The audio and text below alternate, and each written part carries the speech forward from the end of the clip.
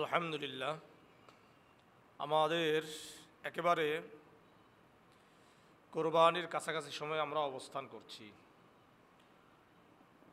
হয়তোবা আজকের জুমার পরে আর দুটি জুমা পাবো আমরা। তো কোরবানির জন্য আল্লাহ রাব্বুল আলামিন কোরআন এবং রসুল্লাহ সুন্নাহ রসুল্লাহ সাল্লাল্লাহু আলাইহি ওয়াসাল্লামের হাদিসে কি শব্দ ব্যবহার হয়েছে এবং কোরবানির প্রেক্ষাপট কি, এ নিয়ে আজকের আলোচনা। কুরবান একটা হলো, কুরবানির জন্য কুরবান শব্দ ব্যবহার হয়েছে। কি ব্যবহার হয়েছে? কুরবান শব্দটাই ব্যবহার হয়েছে। কুরবানুন কাকে বলা হয়, কি জিনিস এটা? হাশিয়াতুল আল্লামাতি সাওয়ি একটা কিতাব আছে, তাফসিরের কিতাব। এই কিতাবের দ্বিতীয় খণ্ডের 109 নম্বর পৃষ্ঠায় সূরাতুল মাইদার 28 নম্বর যেই আয়াত আছে, এই আয়াতের ব্যাখ্যায় করতে গিয়ে বলেছেন, ওয়াল কুরবানু মা ইউতাকাররাবু বিহি ইলাল্লাহ।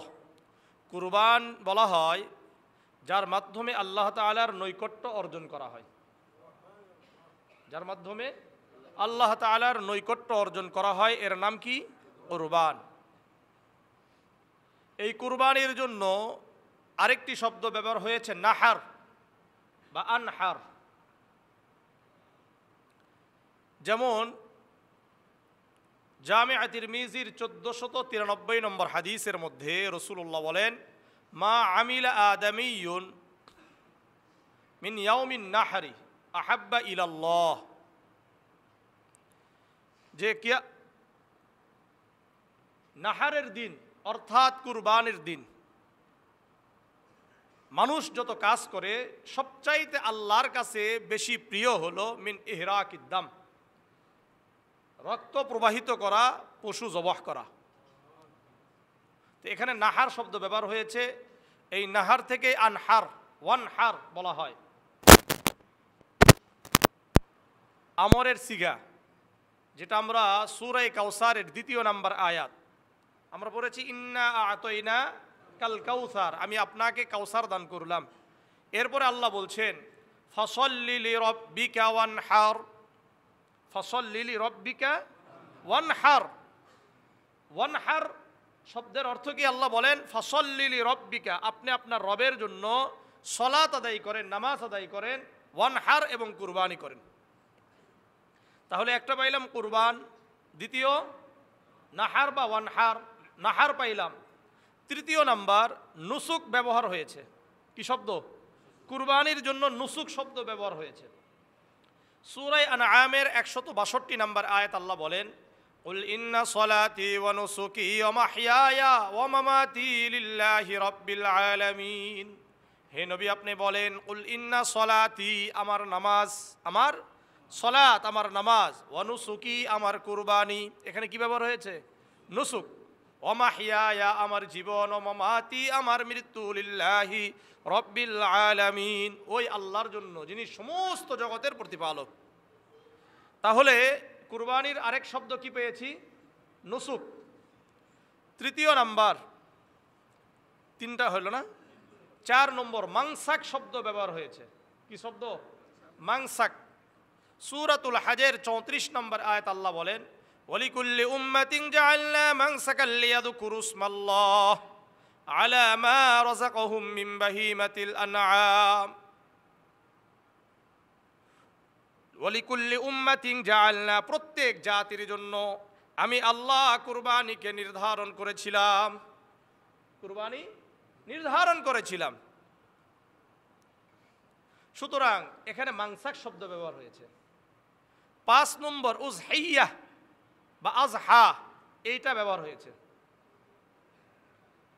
যেমন সুনানে ইবনে মাজার 3123 নম্বর হাদিসের মধ্যে আবু হুরায়রা রাদিয়াল্লাহু তাআলা আনহু থেকে বর্ণিত, রাসূল বলেন, মান ওয়াজাদা সাআতান ফালাম ইদাহি ফালা ইয়াকরাবান্না মুসাল্লানা।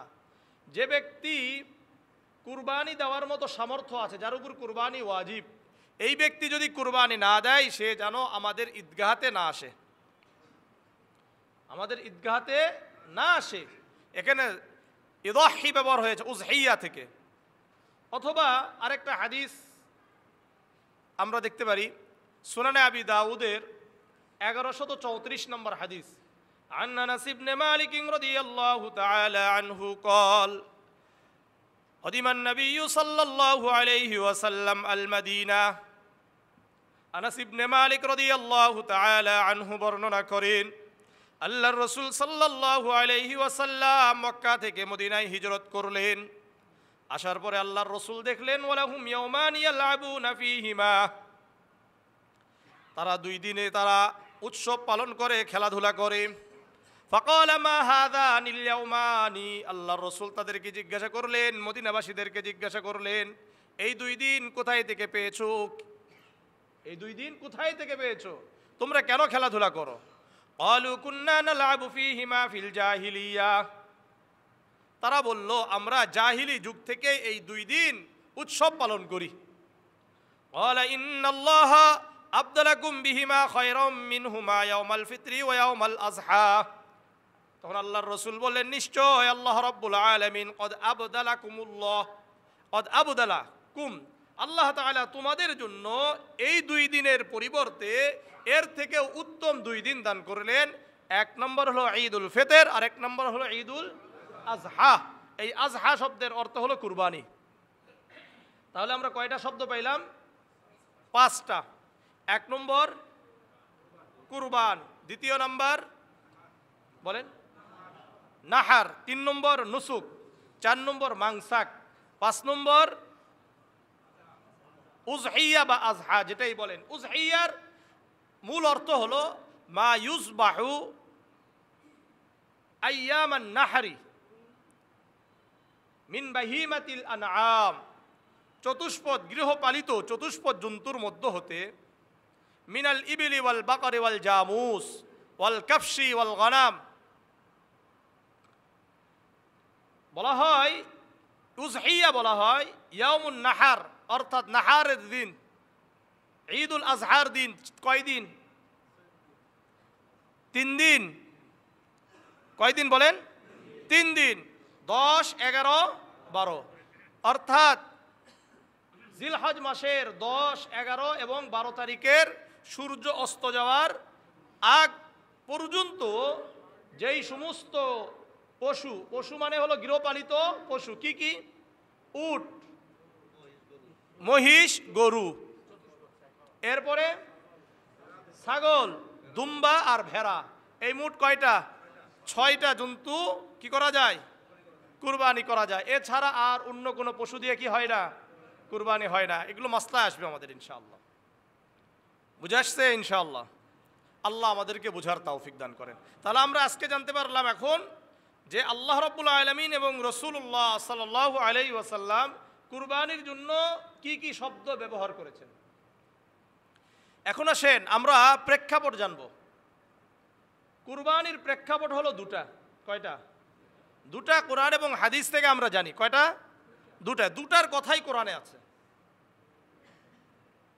1 নম্বর হযরত আদম আলাইহিস সালাতু ওয়াস সালামের 2 পুত্রের ঘটনা আমরা মোটামুটি জানি।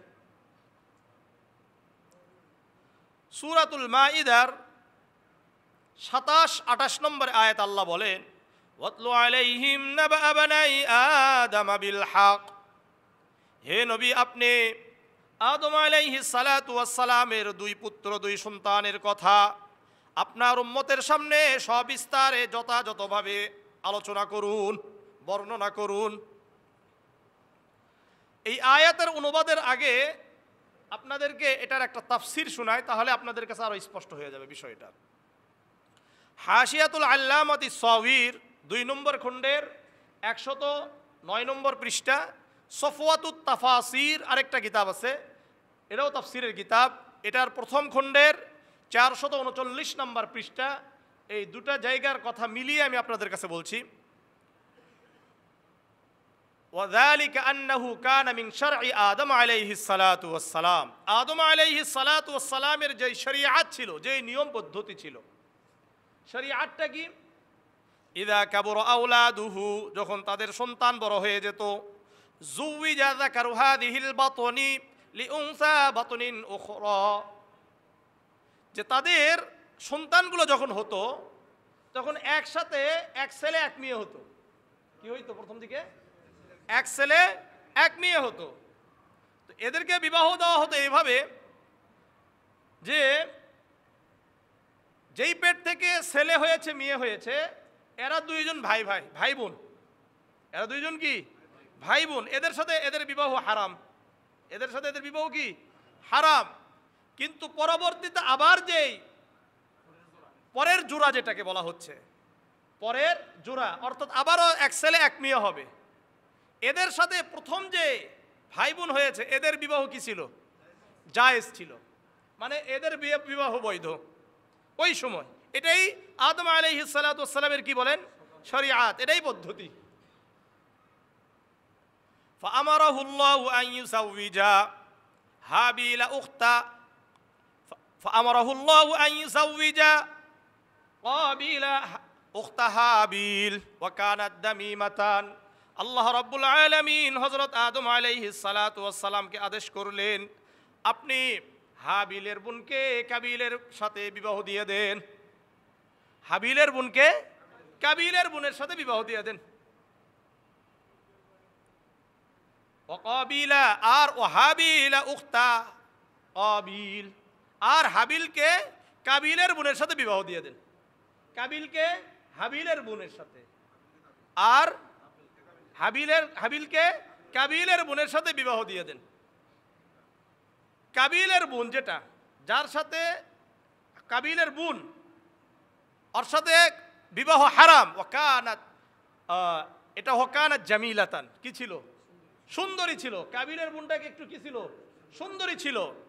আর উখতা হাবিল, হাবিলের যেটা বোন, যেটা কাবিলের সাথে বিবাহ দেওয়ার আদেশ হয়েছে শরীআত বলে, এটা ওয়াকানাত দামিমাতান, একটু অসুন্দর ছিল।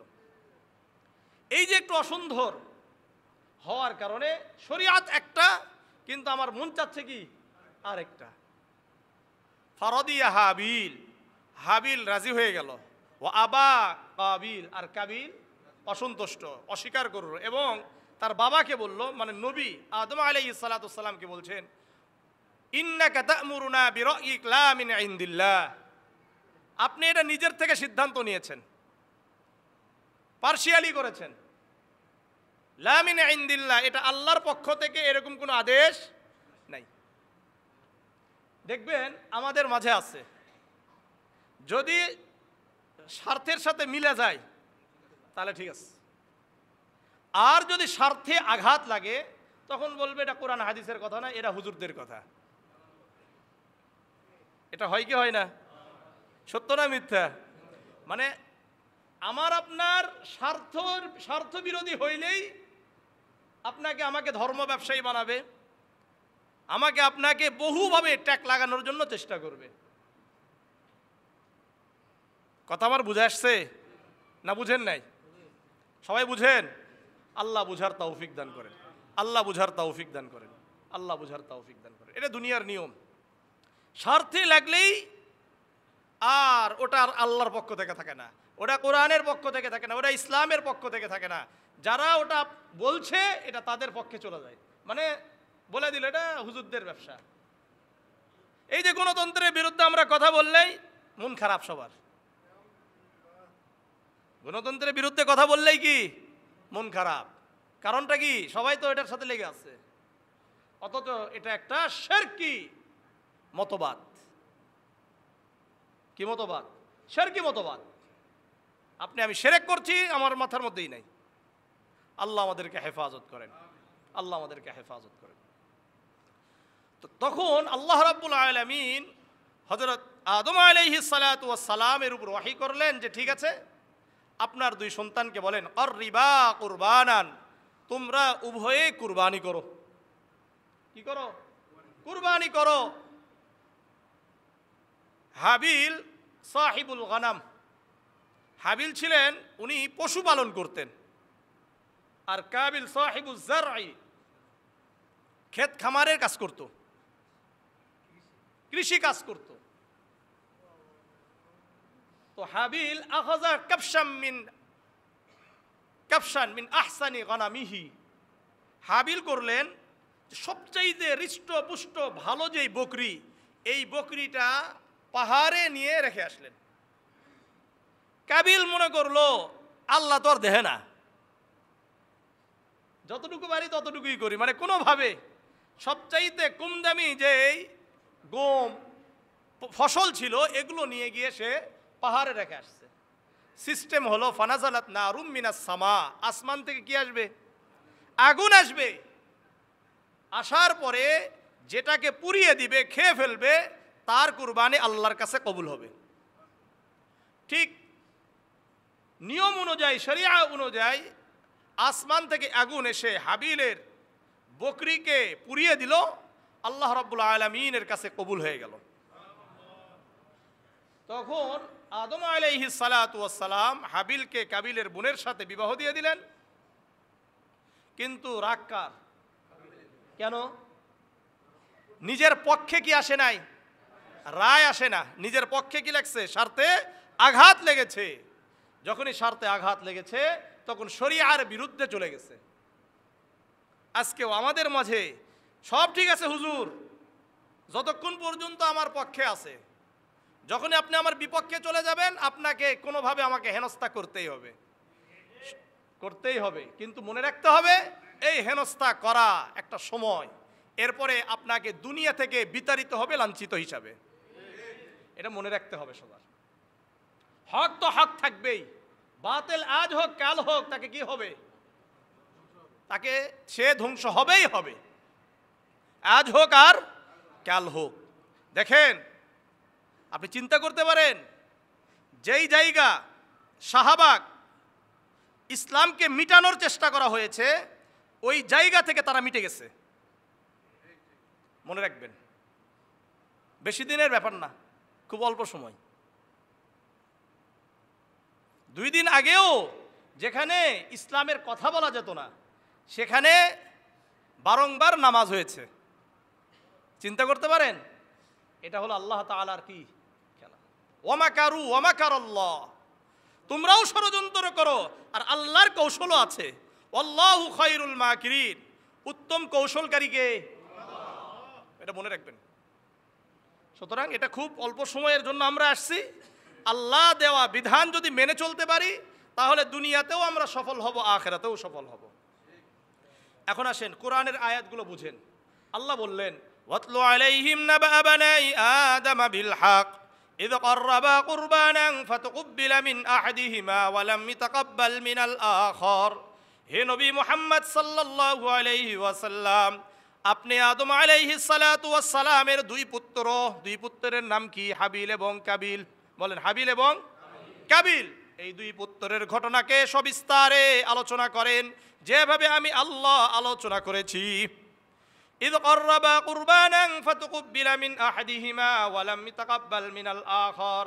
যখন 2 জন কুরবানি করলো, আল্লাহ রাব্বুল আলামিন একজনের কুরবানিকে কবুল করলেন, ওয়া লাম ইয়াতাকাব্বাল মিনাল আখার, দ্বিতীয় জনের কুরবানিকে আল্লাহ রাব্বুল আলামিন কবুল করেন নাই। কেন কবুল করেন নাই? আল্লাহ নিজেই বলছেন, ইন্নামা ইয়াতাকাব্বালুল্লাহু মিনাল মুত্তাকিন। যে পরিশুদ্ধ নিয়তে আমার জন্য কুরবানি করেছে, তাকওয়ার ভিত্তির উপর, তাকওয়ার ভিত্তিতে আমার জন্য কুরবানি করেছে, আমি আল্লাহ তার কুরবানিকে কবুল করেছি। আর যে ব্যক্তি তাকওয়ার ভিত্তিতে বিশুদ্ধ নিয়তে কুরবানি করে নাই, আমি আল্লাহ তার কুরবানিকে কবুলও করি নাই। লাইম বাসাত্তা ইলাইয়া ইয়াদাকা লিতাকতুলানি মা আনা বিবাসিতি ইয়াদিয়া ইলাইকা লিয়াকতুলাক। তখন কাবিল রাগান্বিত হলো, রাগান্বিত হয়ে বলল, আলা কতুলান্নাক, আমি তোমাকে হত্যা করব। কি করবে? হত্যা করব। হাবিল তখন বলেছিলেন, লাইম বাসাত্তা ইলাইয়া ইয়াদাকা লিতাকতুলানি মা আনা বিবাসিতি ইয়াদিয়া ইলাইকা লিয়াকতুলাক। তুমি যদি আমাকে হত্যা করার জন্য, আমাকে আঘাত করার জন্য হাতকে প্রসারিত করো, আমি কিন্তু হাত প্রসারিত করব না। ইন্নী আখাফুল্লাহ রাব্বাল আলামিন, কেননা আমি আল্লাহকে ভয় করি। এই জন্য হত্যাকাণ্ডে কখনো মুমিন যেতে পারে না। হত্যাকাণ্ডে কখনো মুমিন যেতে পারে না। যারা আল্লাহকে ভয় করে তারা কারো ক্ষতি করতে পারে না। আর যাদের ভিতরে আল্লাহর ভয় নাই, দুনিয়ার লোভ লালসা রয়েছে, তারা দেশ জাতির জন্য ক্ষতিকারক। এই জন্য 1971 সাল থেকে আজ পর্যন্ত আলহামদুলিল্লাহ কেউ এটা প্রমাণ করতে পারবে না দেশের কোনো টাকা পয়সা কোনো আলেম সম্প্রদায় লুট করেছে। মনে রাখবেন ভালো করে, আমাদের দ্বিতীয় কোনো বাড়ি নাই, আমাদের মুরব্বীদেরও দ্বিতীয় কোনো বাড়ি নাই। হোমল্যান্ড বুঝেন নাকি, সেকেন্ড হোম বলে না, হ্যাঁ, বাকি সবার আছে। এই তো দেখলেন না 2 দিন আগে যখন দেখছে যে আর বাংলাদেশে ফেরার কি নাই, সুযোগ নাই, তখন নাগরিকত্বের কি নেওয়া হচ্ছে, সার্টিফিকেট নিয়ে নিচ্ছে। আর আপনি এখানে কর্মী হয়ে লাফালাফি করতেছেন। এত পাগল হয়েন না, এত নির্বোধ হওয়া যায় না। আপনার খবর রাখে কেউ খবর রাখবে না। এরপরও বুঝি না আমরা, তারা ঠিকই আছে, মরবেন, আমি আর আপনি কি হব, মরবো। আল্লাহ আমাদেরকে বোঝার তৌফিক দান করে। এই জন্য মুত্তাকি যারা, এরা আল্লাহকে ভয় করে, মুত্তাকি যারা এরা দেশকে ভালোবাসে, মুত্তাকি যারা এরা মানবতার পক্ষের লোক। যাদের ভিতরে তাকওয়া নাই, আল্লাহ ভীতি না থাকলে কেউ কি হতে পারে না, মানবতাবাদী হইতে পারে না। আজকে এই মানবতার কথা বলে না, এগুলো সব হলো স্বার্থ নাশী, ভণ্ডামি ছাড়া আর কিছুই না। এই যে নারীদেরকে নারীবাদী, নারীদের পক্ষে কথা বলে না, এদের ভালো করে ব্যাকগ্রাউন্ডগুলো ভালো করে দেখেন, এরা কি করে। আল্লাহ হেফাজত করেন, আল্লাহ হেফাজত করেন, আল্লাহ আমাদেরকে হেফাজত করেন, আল্লাহ আমাদেরকে হেফাজত করেন। তাহলে আমরা কিন্তু এখান থেকে 1 নম্বর আমাদের প্রেক্ষাপট আমরা পেয়ে গেলাম কুরবানির, যে আদম আলাইহিস সালাতু ওয়াস সালামের 2 পুত্রের ঘটনা। 2 জনই কুরবানি করেছেন। কারটা কবুল করেছেন? আল্লাহ। যার নিয়ত পরিশুদ্ধ ছিল, বিশুদ্ধ নিয়তে আল্লাহর জন্য কুরবানি করেছেন, আল্লাহ তাআলা তার কুরবানিকে কবুল করেছেন। যার কুরবানি আল্লাহর জন্য নাই, তার কুরবানিও আল্লাহর কাছে কি হয় নাই, গ্রহণযোগ্য হয় নাই। এই জন্য নিয়তকে পরিশুদ্ধ করতে হবে। আজকের এই কুরবানির, আজকের এই প্রথম প্রেক্ষাপট থেকে আমাদের জন্য বড় শিক্ষা, আমরা যাই ইবাদত করব, কার জন্য করব? আল্লাহর জন্য করব। আপনি কুরবানি যদি আল্লাহর জন্য হয় আপনারটা কবুল হবে, যদি কুরবানি আল্লাহর জন্য না করেন তাহলে কবুল হবে না। সূরাতুল হজের 37 নম্বর আয়াত আল্লাহ বলেন, lan yanalallaha luhumuha wala dima'uha walakin yanaluhu at-taqwa minkum। lan yanalallaha luhumuha wala dima'uha, তোমাদের যে কুরবানি করবা, এই কুরবানির রক্ত গোশত হাড্ডি আল্লাহর কাছে যাবে না। রক্ত গোশত আল্লাহর কাছে যাবে? আল্লাহর কাছে যাবে না। ওয়ালাকিন ইয়ানালুহু আত-তাকওয়া মিনকুম, বরং তোমার তাকওয়া যদি পরিশুদ্ধ হয়, তোমার নিয়ত যদি পরিশুদ্ধ হয়, এটা আল্লাহর কাছে পৌঁছে যাবে। ওয়ালাকিন ইয়ানালুহু আত-তাকওয়া মিনকুম, তোমাদের থেকে তোমাদের তাকওয়াই কার কাছে যাবে? আল্লাহর কাছে যাবে। এই জন্য আমাদের প্রতিটি আমল হবে কার জন্য? আল্লাহর জন্য। সহিহ বুখারীর প্রথম হাদিস, আন উমর ইবনুল খাত্তাব রাদিয়াল্লাহু তাআলা আনহু قال سمعت النبي صلى الله عليه وسلم يقول انما الاعمال بالنيات। রাসূল বলেন প্রতিটি আমল নিয়তের উপর নির্ভরশীল। ওয়া ইন্নামা লিকুল্লি ইমরিইম মা নাওয়া, প্রত্যেক মানুষের আমলগুলো তাদের নিয়ত অনুযায়ী বিবেচিত হবে।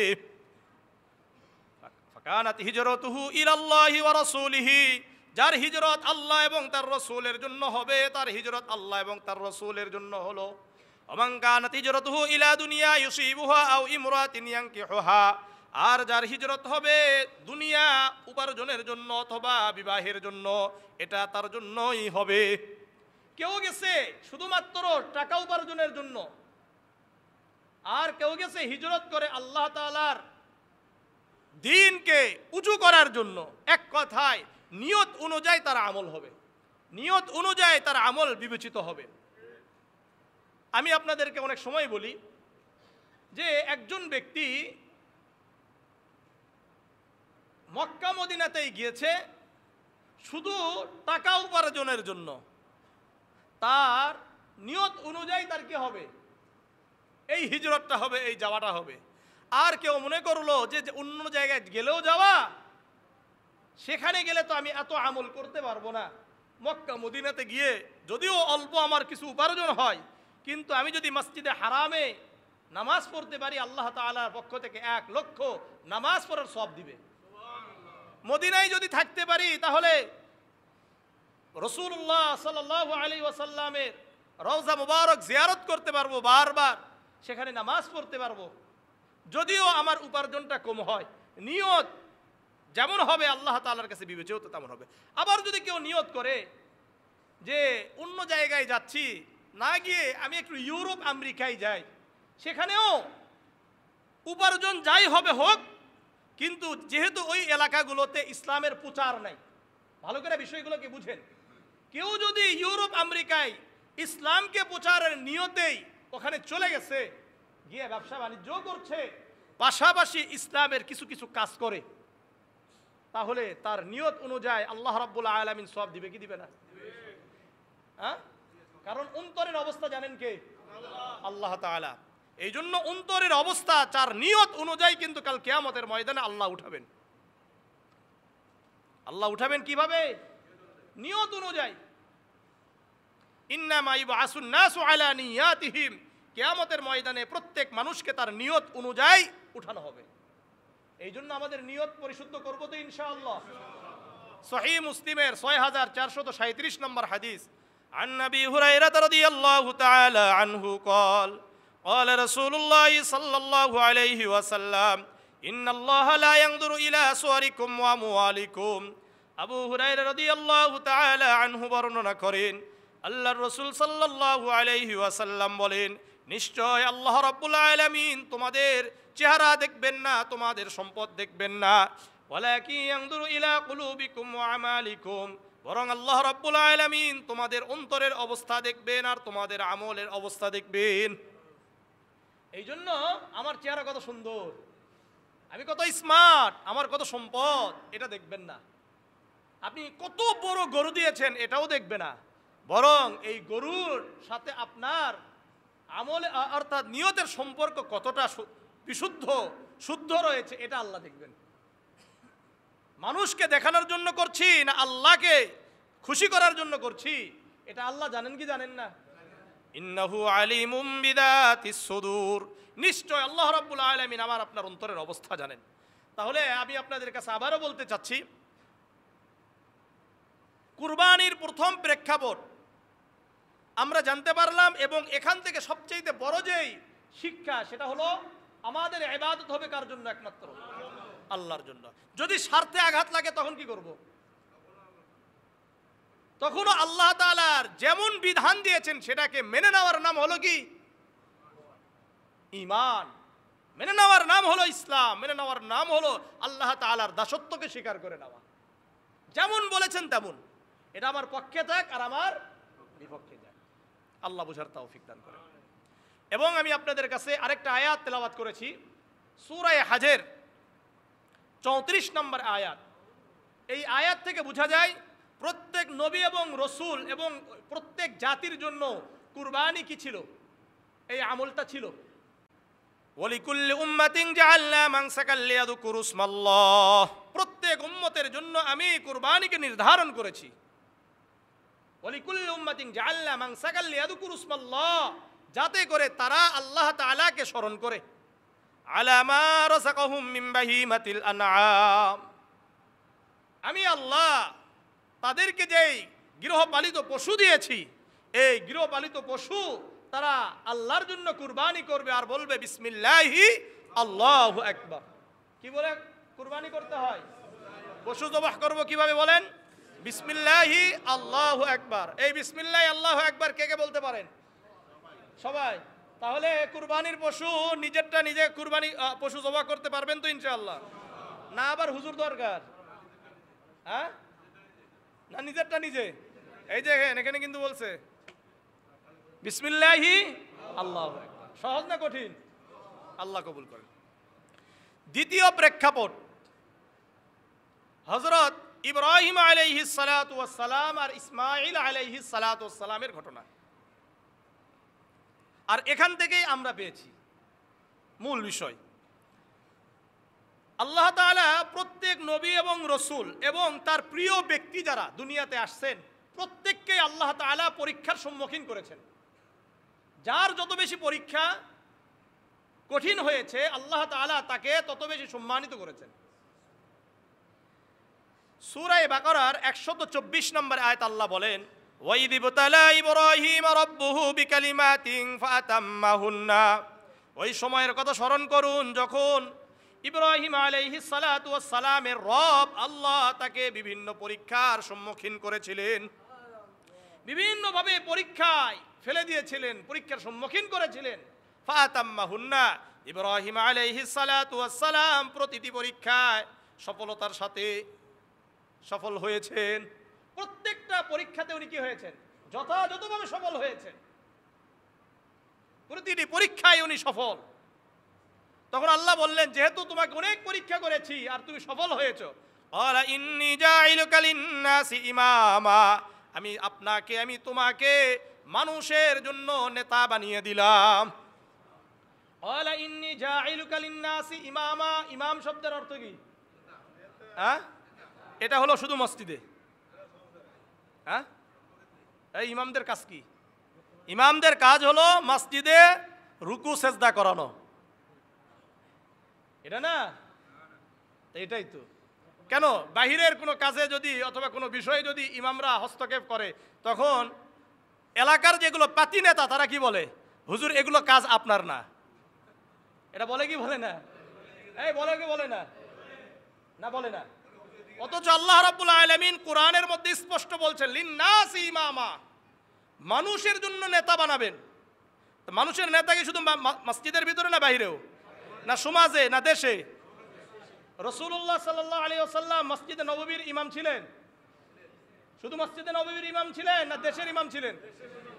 এটা কি সবাই বিশ্বাস করেন? কারা কারা বিশ্বাস করেন? সবাই। আল্লাহ আমাদেরকে কবুল করেন। ও, এটা বাইরে গেলে আর বিশ্বাস থাকে না। আল্লাহ বুঝার তৌফিক দান করেন। দেখেন, এগুলো মুসলমানদের ইমানের ব্যাপার। বিন্দুমাত্র এখান থেকে সরে যাবেন, ইমান শেষ হয়ে যাবে। ইমাম কে হবে? যে সবচাইতে চরিত্রবান, যে ব্যক্তি সৎ, তাই না? আর আমাদের অবস্থা কি? যে যত বেশি চুরি করবে, বাটপারি করবে, আত্মসাৎ করবে, মানুষকে মারবে, গালি দিবে, এই ব্যক্তি আমাদের নেতা। আল্লাহ আমাদেরকে বুঝার তৌফিক দেন। ইমামা স্পষ্ট কথা। তো ইব্রাহিম আলাইহিস সালাতু ওয়াস সালামকে আল্লাহ রাব্বুল আলামিন সবচাইতে বেশি কঠিন পরীক্ষা করেছেন, এবং পরীক্ষায় ইব্রাহিম আলাইহিস সালাতু ওয়াস সালাম সফল হওয়ার কারণে ওনাকে আল্লাহ তাআলা পুরো দুনিয়ার মানুষের নেতা বানিয়ে দিয়েছেন। কি বানিয়েছেন? নেতা বানিয়েছেন। আপনারা দেখবেন এই জন্য ইব্রাহিম আলাইহিস সালাতু ওয়াস সালামকে স্মরণ রাখার জন্য আল্লাহ রাব্বুল আলামিন কি করেছেন? বিভিন্ন আমাদের উম্মতের মধ্যে, মানে আমাদের ইসলামের মধ্যে, দ্বীনের মধ্যে ইব্রাহিম আলাইহিস সালাতু ওয়াস সালামের বহু বিষয়কে ঢুকিয়ে দিয়েছেন। যেমন দেখেন, আপনি 5 ওয়াক্ত নামাজ পড়েন, ইব্রাহিম আলাইহিস সালাতু ওয়াস সালামকে স্মরণ করতে হয় কি হয় না? নফল নামাজে স্মরণ করতে হয় কি হয় না? সুন্নাহগুলোতে স্মরণ করতে হয় কি হয় না? কি বলেন তো, বলেন তো? আল্লাহুম্মা সাল্লি আলা মুহাম্মাদ কামা সাল্লাইতা আলা ইব্রাহিম, বলেন কি বলেন না? ওয়া আলা আলি ইব্রাহিম ইন্নাকা হামিদুম মাজিদ, বলেন। এই যে কুরবানির সময় আসলে আলোচনা হয় কি হয় না? হয়। আপনি চলে গেলেন কোথায়? উমরা, কাবাতে চলে গেলেন, উমরা করতে গেছেন, হজ করতে গিয়েছেন, ওখানে ইব্রাহিম আলাইহিস সালাতু ওয়াস সালাম, ইসমাঈল আলাইহিস সালাতু ওয়াস সালামকে স্মরণ করতে হয় কি হয় না?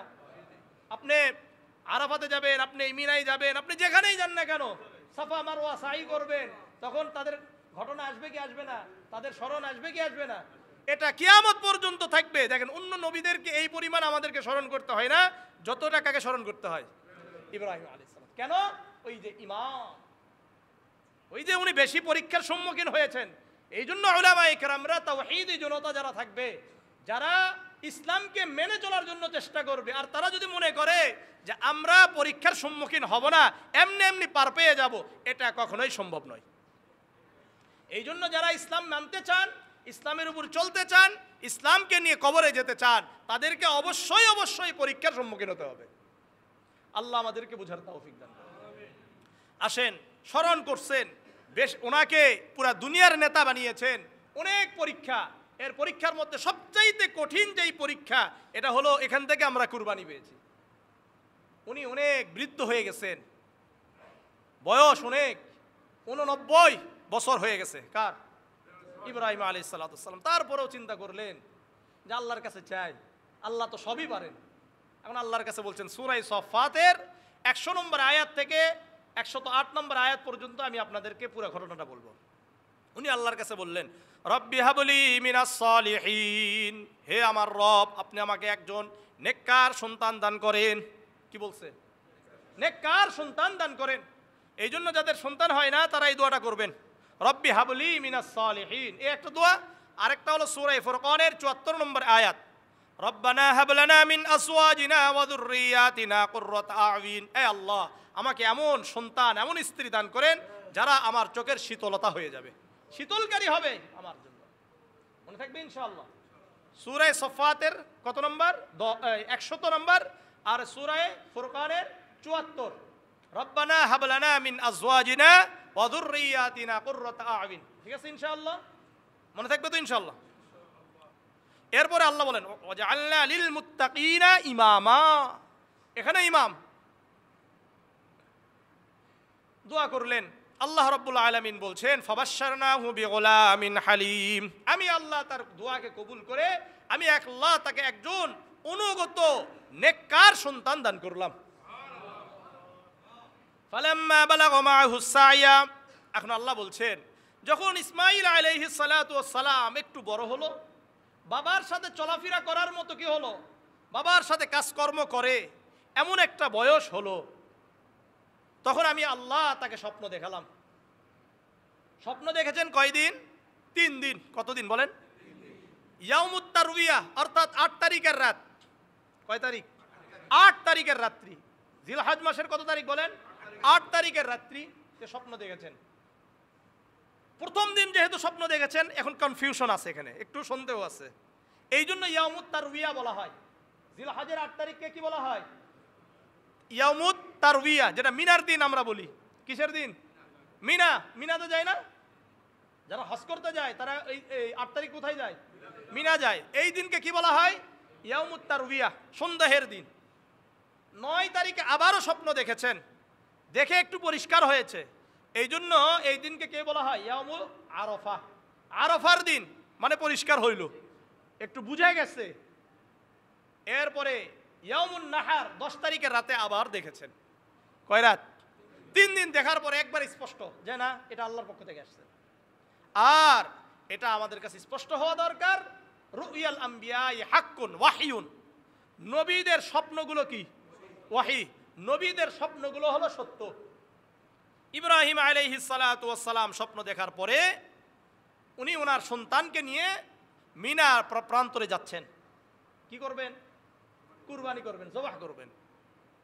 এই কথাটা আমি আপনাদেরকে এর আগেও বলেছি যে বিভিন্নভাবে আপনারা শুনতে পারেন যে ওনাকে সাজে গুজে বিয়ের জন্য বিয়ে খাবার নিয়ে যাবে, এই বহু কিছু। যেহেতু এগুলো আমি হাদিসের মধ্যে পাই নাই অথবা গ্রহণযোগ্য কোনো তাফসিরের কিতাবের মধ্যে পাই নাই, এই জন্য ওটা না বলে মুসনাদে আহমাদে যে হাদিসটা পেয়েছি সেখান থেকে বলছি। মুসনাদে আহমাদের ৭৭৯৪ নম্বর হাদিস, عن أبي هريرة رضي الله تعالى عنه قال قال رسول الله صلى الله عليه وسلم إن جبريل عليه الصلاة والسلام بإبراهيم إلى الجبرة العقبة। يوم النحر দিনে জিবরিল আলাইহিস সালাতু ওয়াস সালাম ইব্রাহিম আলাইহিস সালাতু ওয়াস সালামের সাথে আছে, আর সাথে কি তার সন্তান ইসমাঈল আলাইহিস সালাতু ওয়াস সালাম তাদেরকে নিয়ে মিনার প্রান্তরে জামরায়ে আকাবাতে গেলেন। কোথায়? জামরায়ে আকাবা। যখন এই জায়গায় গেছেন ফাআরাযা লাহু শাইতান, শয়তান ওখানে উপস্থিত। শয়তান উপস্থিত হয়ে বলতেছে না না, এটা তো আমি তোমাকে কি করছি, স্বপ্ন দেখিয়েছি, এটা তো আল্লাহকেও কি করে নাই, স্বপ্ন তোমাকে দেখাই নাই। এটা কি? এটা তো কুমন্ত্রণা, অর্থাৎ তোমার সন্তানকে তুমি জবাহ করতে যাবে কেন?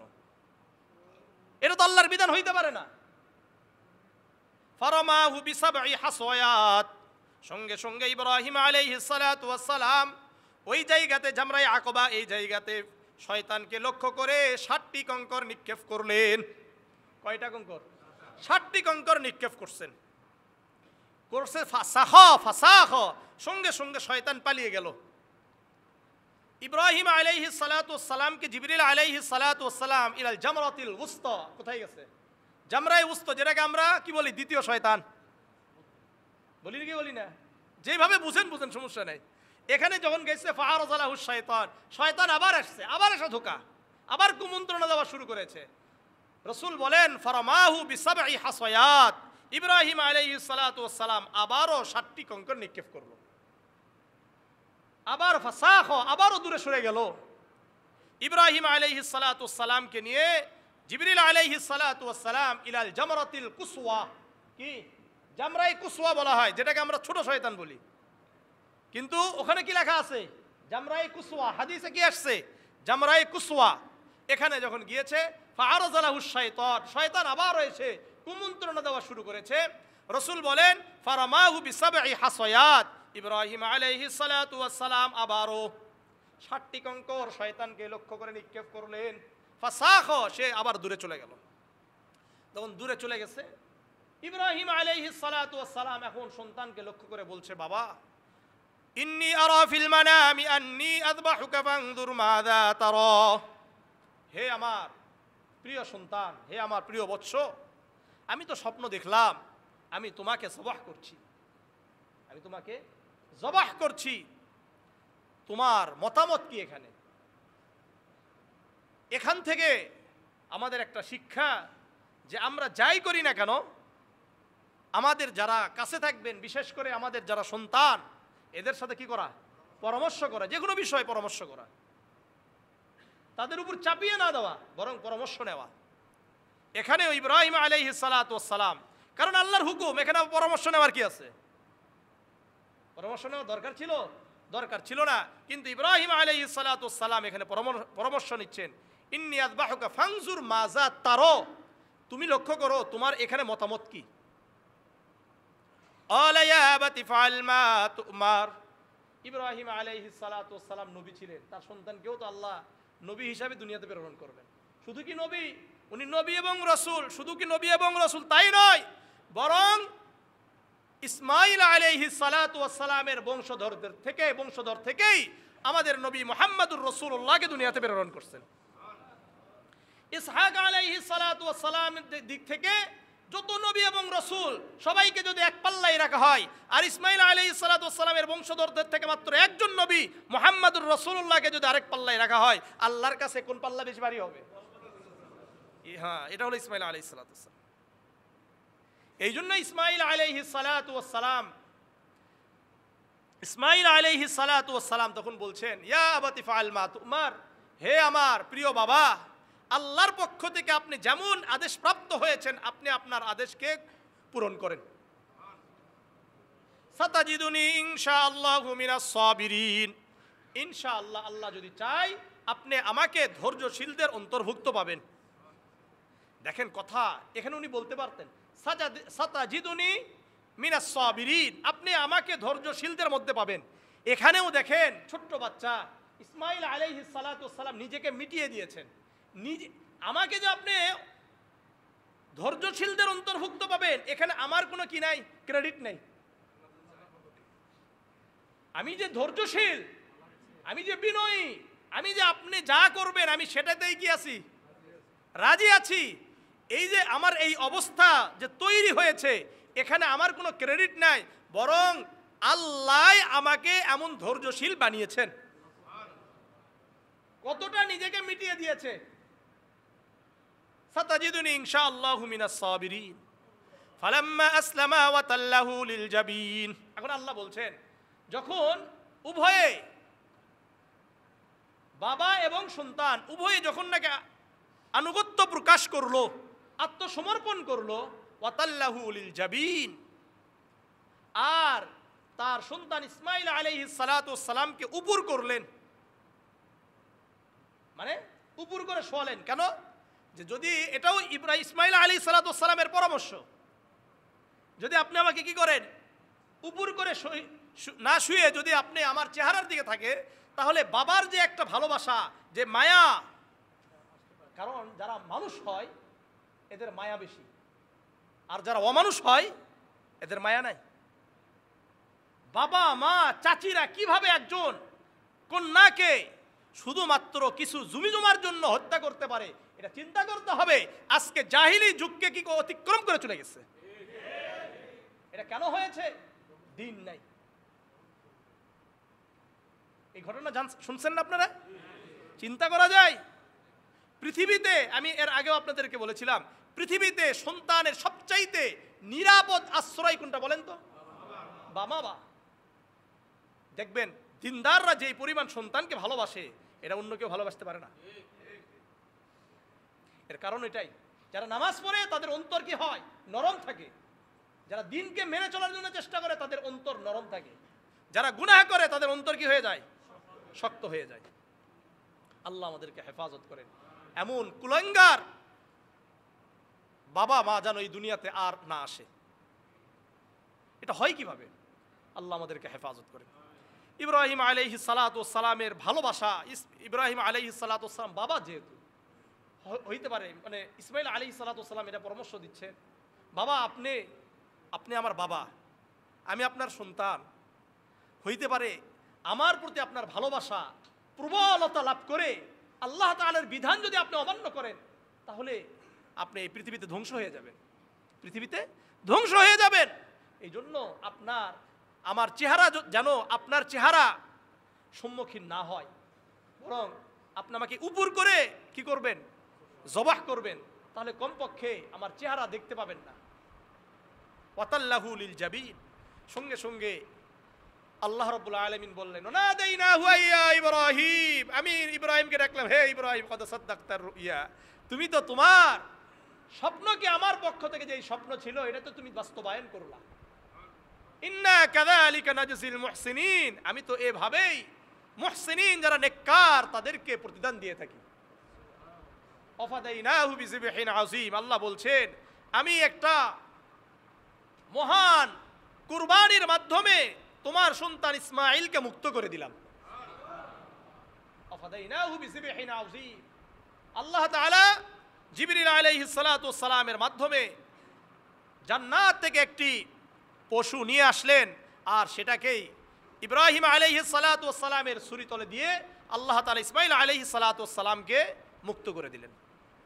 ইন্না হাযা লাহুয়াল বালাউল মুবিন ওয়াফাদাইনাহু বিযিবহিন আযীম, আল্লাহ বলছেন এটা অনেক কঠিন একটা পরীক্ষা ছিল, স্পষ্ট পরীক্ষা ছিল। ইব্রাহিম তুমি আমার পরীক্ষায় সফল হয়েছো, পাশ করেছো। ওয়াতারাকনা আলাইহি ফিল আখিরিন, ইব্রাহিম তুমি মনে রাখবা আমি আল্লাহ পরবর্তী কিয়ামত পর্যন্তের জন্য তোমাদের এই ঘটনাকে স্মরণীয় করে রেখে দিলাম। আমরা স্মরণ করি কি করি না? হ্যাঁ, এই জন্য আপনি আল্লাহর জন্য কাজ করেন, আল্লাহ তাআলা আপনাকে স্মরণীয় করে রাখবেন। আর যদি আপনি আল্লাহ বিরোধী কাজ করেন, ইসলাম বিরোধী কাজ করেন, খোদা দ্রোহী কাজ করেন, মনে রাখবেন হয়তো বা আপনাকে মনে রাখবে, কিন্তু আপনাকে কুলাঙ্গার হিসাবে মনে রাখবে।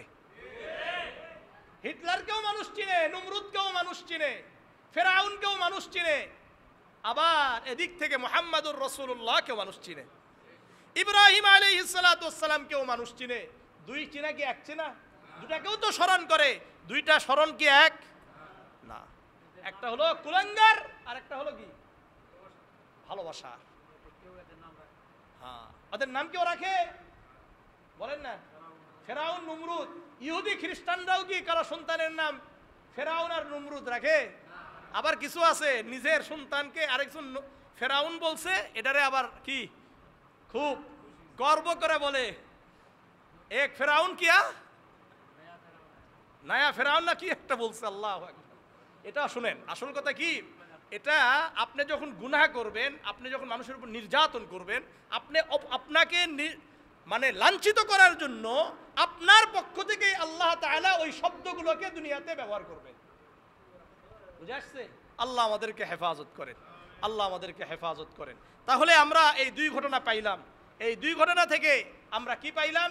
যে আমাদের যে কুরবানি পেয়েছি এটা ইব্রাহিম আলাইহিস সালাতু ওয়াস সালাম। এখানে আমি একটা হাদিস বলেই শেষ করে দিচ্ছি। সুনানে ইবনে মাজার 3127 নম্বর হাদিস। আমরা যে ইব্রাহিম আলাইহিস সালাতু ওয়াস সালাম এবং ইসমাঈল আলাইহিস সালাতু ওয়াস সালাম থেকেই যে কুরবানিটা পেয়েছি, এটার উপর একটা হাদিস। আন সাইদ ইবনে আরকাম রাদিয়াল্লাহু তাআলা আনহু قال قال أصحاب رسول الله صلى الله عليه وسلم يا رسول الله ما هذه الأضاحي। সাইদ ইবনে আরকাম রাদিয়াল্লাহু তাআলা আনহু বলেন, আল্লাহ রসুলের সাহাবারা বললেন, ইয়া রাসূলুল্লাহ, এই যে আমরা কুরবানি করি এটা কোথায়কার, কিসের থেকে পাইলাম, কোন জায়গা থেকে পাইলাম? তখন আল্লাহ রসুল সাল্লাল্লাহু আলাইহি সাল্লাম বললেন, সুন্নাতু আবিকুম ইব্রাহিম আলাইহিস সালাতু ওয়াস সালাম, এরা তোমাদের পিতা ইব্রাহিম আলাইহিস সালাতু ওয়াস সালামের সুন্নাহ। তখন সাহাবারা বললেন, ফামালানা ইয়া রাসূলুল্লাহ, ইয়া রাসূলুল্লাহ, আমরা এটা করলে লাভটা কি? আমরা এটা করব, এটা লাভটা কি? লাভ থাকতে হবে না? তখন আল্লাহ রসুল সাল্লাল্লাহু আলাইহি ওয়াসাল্লাম বললেন, লাভ শুনবা, শোনো, লাভ হলো এটা বিকুল্লি শারাতিন হাসানাতুন, প্রতিটি পশমের বিনিময়ে আল্লাহ তাআলা নেকি দান করবেন। সাহাবারা আশ্চর্যান্বিত হয়ে বললেন, ফাসুফু ইয়া রাসূলুল্লাহ, ইয়া রাসূলুল্লাহ, এগুলোর তো পশম অনেক বেশি। আল্লাহ রসুল বলেন, হ্যাঁ, সমস্যা নাই তো, যেগুলোর পশম আছে এই পশম অনুযায়ী আল্লাহ রাব্বুল আলামিন তোমাদেরকে নেকি দান করবেন।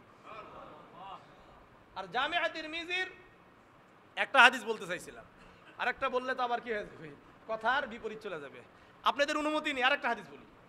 জামিআ তিরমিজির 1493 নম্বর হাদিস এটা। আয়েশা রাদিয়াল্লাহু তাআলা আনহা থেকে বর্ণিত, রাসূলুল্লাহ বলেন, মা আমিলা আদামিয়ুন মিন আমাল ইয়াউমিন নাহরি আহাব্বা ইলাল্লাহ মিন ইহরাকিদ দাম। যেটা আমি হাদিসটা একটু বলেছিলাম, নাহারের দিন অর্থাৎ কুরবানির দিন মানুষ যত কাজ করে এই কাজগুলোর মধ্যে সবচেয়ে আল্লাহর কাছে বেশি প্রিয় হলো মিন ইহরাকিদ দাম, কি বলা, রক্তকে প্রবাহিত করা। কি করা? ওয়া ইন্নাহা লাতাতি ইয়াউমাল কিয়ামাতি বিকুরুনিহা ওয়া আশআরিহা ওয়া আজলাফিহা। রাসূল বলেন, কিয়ামতের ময়দানে তোমাদের জবাহকৃত পশু কুরবানি করা যে পশুগুলো আছে, এই পশুগুলো তাদের পশম, তাদের খুর আর তাদের শিং নিয়ে আল্লাহর কাছে উপস্থিত হবে কিয়ামতের ময়দানে। বুঝে আসছে? ওয়া ইন্নাদ দামা লায়াকুম মিনাল্লাহি বিমাকানিন ক্বাবলা আন ইয়াকুআ মিনাল আরদ ফাতিবু বিহা নাফসান। এরপরে রাসূল বলেন, শোনো, তোমাদের কুরবানি পশুর রক্ত জমিনে পড়ার আগেই আল্লাহ তাআলার কাছে এটা পৌঁছে যায়। ফাতিবু বিহা নাফসান, সুতরাং আনন্দ চিত্তে তোমরা কুরবানি করো। ইনশাআল্লাহ কুরবানি করবো তো ইনশাআল্লাহ। কারা কারা করবো ইনশাআল্লাহ? মানে যাদের উপর ওয়াজিব তারা করবেন ইনশাআল্লাহ, যাদের উপর ওয়াজিব নাই, এটা আল্লাহর পক্ষ থেকে আপনার উপরে কি নাই, এই আমল নাই, সুতরাং এটা নিয়ে আপনার কি কষ্টেরও কোনো কারণ নাই। আল্লাহ আমাদের সবাইকে কুরবানির যেভাবে আমরা বুঝলাম, যেভাবে শুনলাম, সেভাবে ইনশাআল্লাহ আমাদেরকে বিশুদ্ধ নিয়তে কুরবানি করার তৌফিক দান করেন। আগামী সপ্তাহে ইনশাআল্লাহ কুরবানির মাসলা মাসাইলগুলো আরও বেশি গুরুত্বপূর্ণ আমাদের জন্য, ইনশাআল্লাহ সেটা নিয়ে আলোচনা করা হবে। আল্লাহ রাব্বুল আলামিন আমাদের সবাইকে সহি নিয়তে প্রতিটি আমল করার তৌফিক দান করেন। আসসালামু আলাইকুম ওয়া রাহমাতুল্লাহি ওয়া বারাকাতুহু। যারা